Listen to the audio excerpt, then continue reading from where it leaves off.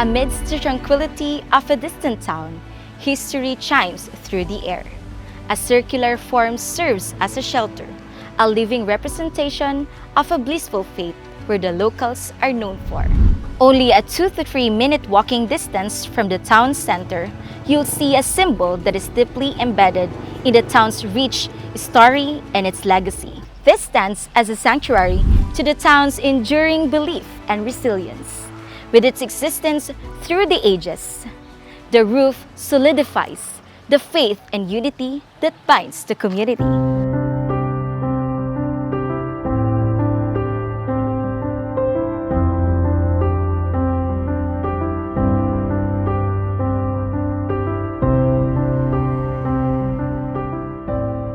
Ito yung Dipila Bell.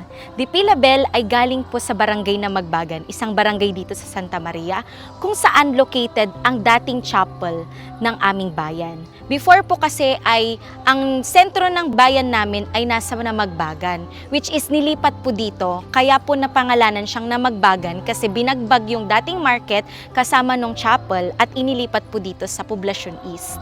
At ngayon, na-recover po nila yung Dipila Bell at nilagay po nila dito as memorabilia. Sa kabila naman po ay yung clay ng pila, which is ang pinaniniwalaan na pumoprotekta sa town from the typhoons and floods na nangyayari. May kwento po kasi yan. Sabi po ng mga matatanda dati, merong dumating na isang matanda and naniniwala po sila na ang Santa Maria before ay tinitirahan ng mga taong mababait at hospitable.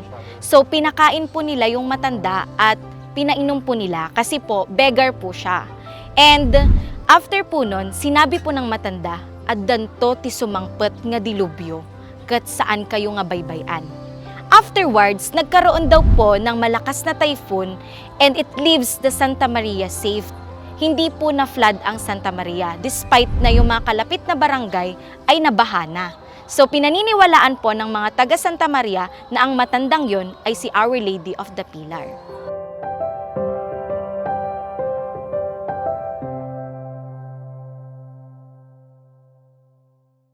From afar, you can still hear the whispers of its rare tale, beckoning you to return and explore further. Aside from its physical form, it symbolizes a boundless time of traditions and beliefs that puts communities together. The Dipila Bell, which stands in front of the Our Lady of the Pilar Parish Church, will leave footnotes to cherish opportunities and celebrate devotion.